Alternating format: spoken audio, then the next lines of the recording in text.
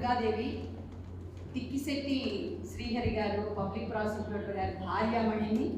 నేను 2018 రిటైర్డ్ పర్సన్ని. I'm a library professional from academic field. చాలామందికి ఇక్కడ సభ్యులకి పెద్దలకు కూడా చాలామందికి తెలియదు. నేను అదే మరి నేను చదువుకున్నాను. నేను ఎంఏ సోషాలజీ చేశాను, లేకపోతే masters in library information science Andhra యూనివర్సిటీలో గోల్డ్ మెడలిస్ట్ని అని చెప్తుంటే చాలామంది అదేదో కాన్ఫిడెన్స్ కాదు, ఈవిడేదో చాలా ఓవర్ కాన్ఫిడెంట్గా ఉందనుకుంటున్నారు. నా క్వాలిఫికేషన్స్ చెప్తుంటేనే మైక్ అంటారా, మైక్కి ఒడిగిపోతున్నాను. ఎందుకో నాకు అర్థం కావట్లేదు. మైక్ ఇవ్వడానికి భయపడుతున్నాను.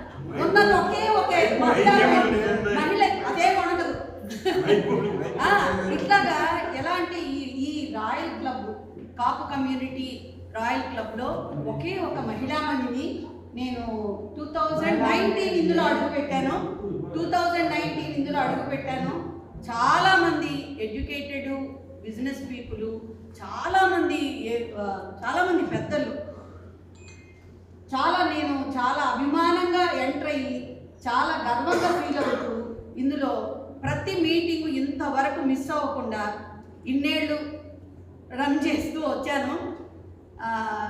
ఎప్పుడు కూడా సభలో మాట్లాడడం కానీ, లేకపోతే మధ్యలో ఏదన్నా కౌంటర్ చేయడం కానీ ఈ 7 ఏళ్ల చరిత్రలో నేను ఎప్పుడు చేయలేదు.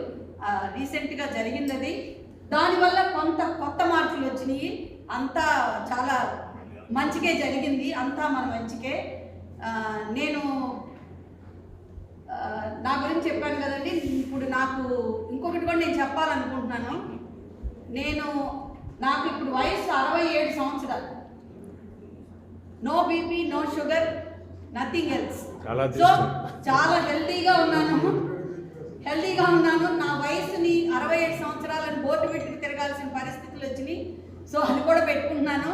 నేను కొత్తగా చెప్పదలిచింది ఏంటంటే, కొత్త కమిటీ మెంబర్స్ అందరూ కూడా చాలా స్త్రీలను గౌరవిస్తూ మాకు ఒక మంచి ప్లాట్ఫామ్ ఇచ్చారు. కాబట్టి ఈ సంవత్సరం నన్ను royal service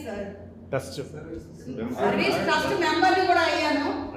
royal service trust మెంబర్ని అయ్యాను. నెక్స్ట్ రాయల్ సర్వీస్ చైర్పర్సన్ ఏదో ఒక కోఆర్డినేటర్ పోస్ట్ ఇచ్చారు.